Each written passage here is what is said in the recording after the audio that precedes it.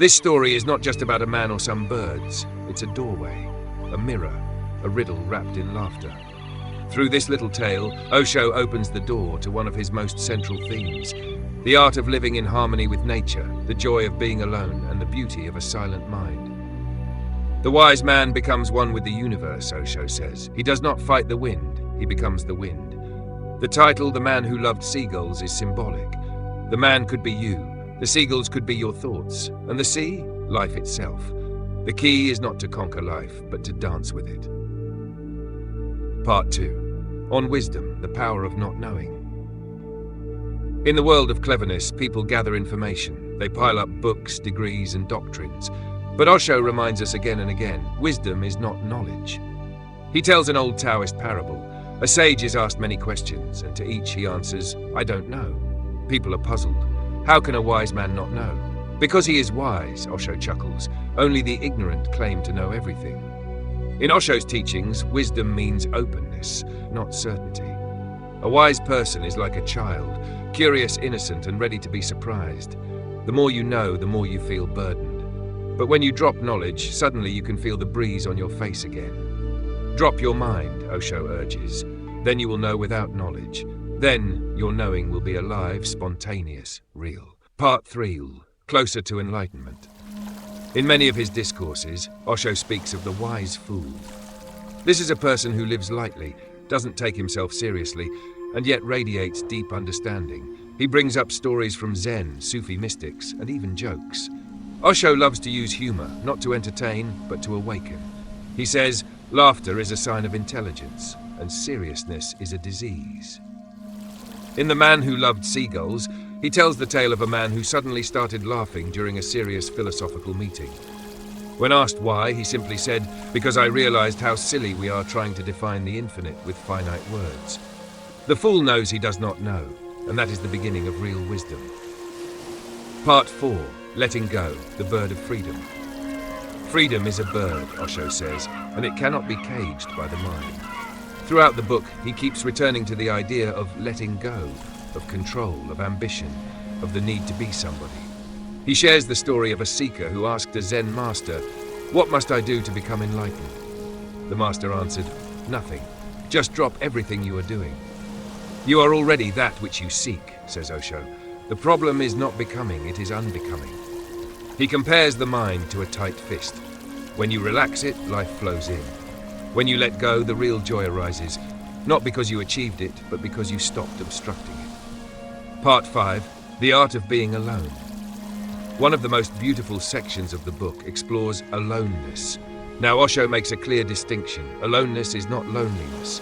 Loneliness is a wound, a lack, a desire to be filled. Aloneness is fullness, a joy that arises when you are enough unto yourself. The man who sat with the seagulls was not lonely. He was utterly alone and utterly at peace. If you can be blissful alone, Osho says, you have found the secret. He encourages people to sit silently, without phone, without books, without music. Just the self, the breath, and the present moment. It sounds terrifying. But once you try it, Osho says, a transformation begins. The man who can sit with himself and not get bored has touched the eternal. Part 6. Nature and Inner Balance. Osho often points to nature as a teacher. Trees, birds, oceans, they do not try to be anything other than what they are. The man who loved seagulls did not want to own them, teach them, or use them. He simply loved them, and in that love, he disappeared. The birds came to him naturally, not out of fear or obedience, but trust. When you love something, set it free, Osho reminds us. Possessiveness destroys love. He encourages readers to live like the trees, rooted yet open, still yet vibrant. Let your life grow without trying to control it. Let things come and go. Let's return to the man by the sea. He does not name the birds. He does not count them. He does not call them mine. And in this, Osho says, is the key. He has no ego in the relationship. Ego is like a wall between you and existence.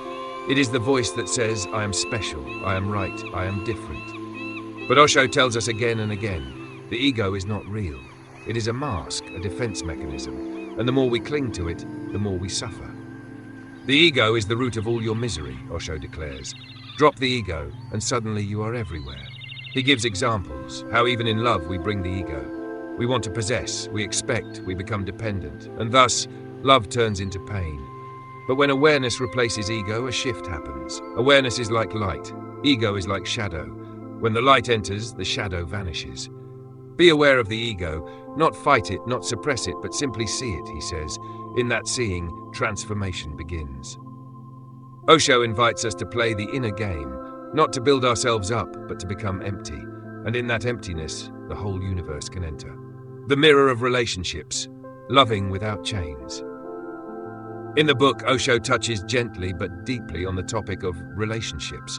Whether it's lovers, friends, or families, he explains how our longing to hold on, to define, and to possess often destroys the very love we seek. He gives the image of two mirrors facing each other. When two people are truly present, aware, and not trying to change each other, something magical happens. Real relationship is when you are not trying to fulfill your lack through the other. He says that most people love as a transaction. I give you love, now give me security. But love is not a business. It is a fragrance that arises when two individuals are whole unto themselves. That's why the man loved seagulls. He never tried to teach them tricks. He just sat there, and they came. Love flowed because it was unconditional. You cannot love if you are afraid to be alone. First, learn to be with yourself, then share the overflow. Stillness, the door to the sacred. Much of Osho's message in The Man Who Loved Seagulls is centered on one thing: stillness. Stillness is not silence forced by effort. It is not sitting stiffly like a statue. It is the silence that comes naturally when you are not escaping yourself. Meditation is not something you do. It is something that happens when you are no longer doing. He talks about how we run constantly, from the present moment, from boredom, from silence. That's why we fill our lives with noise, distraction, constant goals. But the man by the sea had no goal. He was not waiting for enlightenment. He was not trying to impress anyone. In his stillness, truth descended. Osho says, let life find you. Stop chasing. Sit quietly, and something ancient and eternal will begin to whisper. Meditation is a return to your original face before the world told you who to be. The mystery of life, not to be solved, but lived. One of Osho's favorite teachings in this book is that life is not a puzzle to solve. It's a dance to be danced, a song to be sung. He compares modern people to someone trying to dissect a flower to find its beauty, cutting it open, studying its parts. But in doing so, they miss the fragrance. Don't analyze the mystery, he says. Enter it. Mystics throughout history, from Lao Tzu to Rumi to Buddha, have echoed this. The secret is not in knowing, but in living with awe, wonder, reverence. He encourages us to become like children again, to watch the clouds without naming them, to taste food without labeling it, to love without a script. The man who loved seagulls didn't try to understand the birds, he simply enjoyed them. And that is the highest form of intelligence, to live without resistance. The watcher, awareness without judgment. Osho emphasizes awareness again and again, but not the tense kind, not the self-critical kind. He means playful, relaxed, gentle observation. He calls this quality the watcher. Imagine you're sitting by the road watching traffic pass. You don't chase the cars, you don't run into traffic, you just watch. That's how you should watch your thoughts. Watch your anger, your desire, your jealousy, without condemning, without approving. Just be the witness. Slowly, a gap grows between you and the mind. You are no longer the thinker, but the observer. And in that gap, a new energy appears. Peace. The watcher is what the man by the sea cultivated. That's why he could sit quietly while the world rushed around him. He was not his mind anymore. He was presence itself. Rebellion, freedom from the herd. In one of the most vibrant parts of the book, Osho talks about rebellion. But not rebellion in the political sense, not fighting the system with anger. Osho's rebellion is subtle, internal. It is the decision to live truthfully even if it means being misunderstood. To live authentically is the greatest rebellion, he says. He points out how society wants to shape us into roles: worker, parent, citizen. And in this process we lose our uniqueness, our wildness. The man who loved seagulls was a rebel, not because he fought anyone, but because he refused to live a borrowed life. Osho invites us to drop all borrowed knowledge, all second-hand truths, and discover our own vision, our own voice. Live dangerously, he whispers, because safety is a prison. Surrender, the courage towards the end of the book, Osho speaks of surrender. Now, many people confuse surrender with weakness, but Osho says true surrender is strength. It is when the ego gives up its illusion of control. Think of the river. It doesn't argue with the rocks.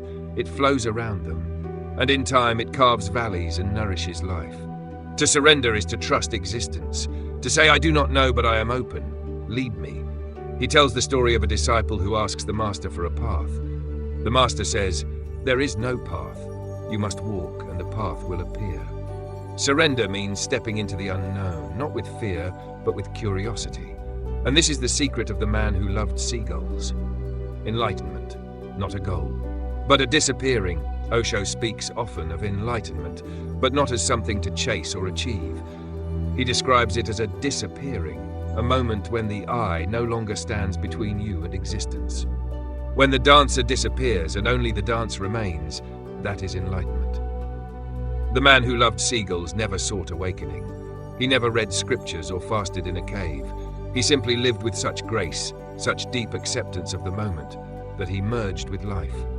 Osho warns us against turning enlightenment into a project. The moment you seek it, it hides, because the seeker is the barrier. You don't become enlightened, he says. You vanish, and what remains is enlightenment itself. It's like when clouds clear and the sky is revealed. The sky was always there. You simply stopped covering it with your efforts. The sacredness of the ordinary. A central message of the book is this: every moment is holy, if you are present. Osho is clear. You don't need to go to temples or mountaintops. The divine is not somewhere else. It is in the sound of the wind, the laughter of a child, the way sunlight touches your hand. The man by the sea was not a priest or a prophet. He was simply aware, and in that awareness, everything became sacred. The birds, the breeze, the silence between waves. God is not a person, Osho says. God is a presence. You taste it in deep love, in deep silence, in total surrender. Even sipping tea can be a meditation. Walking can be a prayer. The ordinary becomes extraordinary when you are fully there. He calls this Zorba the Buddha, the union of celebration and consciousness. Laugh and dance, but do it with awareness. That is the true spirituality. Love, the flame that melts the self. Among Osho's most moving reflections is his view on love. Not romantic fantasy, not dependent longing, but pure love, radiant, overflowing, unconditional. Love is not something you do, it is something you become. In the story of the man who loved seagulls, love is not emotional drama, it is presence. He simply loved the birds without naming, owning, or demanding. And in that love, the seagulls were transformed. They trusted him, played with him. Osho teaches that love is a way to dissolve the boundaries of self. When you truly love, the me melts. For a moment, you are no longer separate. But he reminds us, this love begins within. Unless you love yourself, you cannot love anyone. Not selfishly, not egotistically, but deeply, like honoring your own breath, your own being. Once love arises from within, it flows outward like a river. Playfulness, the flavor of the wise. In contrast to rigid, serious spirituality, Osho is a great advocate of playfulness. He says wisdom is not dry, it dances, it laughs, it tells jokes. The man who has seen truth becomes like a child, full of wonder, full of mischief. He tells stories of Zen masters who giggle instead of preach, Sufi mystics who dance in the streets. The truth once tasted doesn't make you solemn. It frees you from burdens. The man who loved seagulls did not sit to meditate in the formal sense. He wasn't achieving anything. He was playing with birds, with the sky, with existence itself. Osho warns, seriousness is not a sign of depth. Often it's a mask. Real depth has a smile, a spark. God is playful, he says. You should be too. Freedom, the ultimate value. More than love, more than truth, freedom is the heartbeat of Osho's teaching. Freedom is the very flavor of existence. Birds fly because they are free. Flowers bloom because they are free. He says you must not even be a prisoner of Osho. Drop him. Drop teachings. Drop all ideas, even spiritual ones. Be free, not in rebellion, but in truthful living. The man by the sea was free. He did not belong to any system, any society, any duty. That's why he could connect with nature so purely. He was not filtering life through expectations. Osho says freedom has 3 layers. 1. Freedom from, escaping conditioning, parents, systems. 2. Freedom 4. Choosing your own direction. 3. Just freedom, where nothing binds you, not even goals. In this ultimate freedom, you are like the sky, vast, open, untouched. Death, the final illusion. No spiritual journey is complete without facing death. Osho speaks of death not with fear, but with deep reverence. He calls it the ultimate meditation, the moment you dissolve completely. Death is not the end, he says. It is a doorway, but only the one who has truly lived can die without fear. He encourages us to die every day, to the past, to attachments, to the ego. Because only when we die to the old can we be reborn into the new. The man who loved seagulls was already dead in this sense. He had no identity left. He was pure being. That's why he looked so calm. He had already surrendered. At Osho's final whisper, be nobody, be everything. As the book comes to a close, Osho leaves us not with commandments, but with space. He doesn't say, be like the man. He says, be yourself, utterly, completely, nakedly. Truth cannot be given. It can only be discovered. Let the birds come and go. Let thoughts come and go. Let people love you or misunderstand you. Just sit by the sea of life and become one with the rhythm. The man who loved seagulls may not have existed in flesh, but in spirit he is a mirror, reflecting what you could be if you let go of resistance. Disappear, Osho says, and let existence move through you. Conclusion: the sky, the sea, and the seagulls within. So what does it mean to love seagulls? It means to live lightly, to let each moment land softly like a bird on your shoulder, to not chase, not cling, not cage, just love and let go. It means to sit with the waves of thought, emotion, and sensation without trying to control the tide. It means to live as if each breath is a mystery, each person a poem, and each goodbye a sacred opening.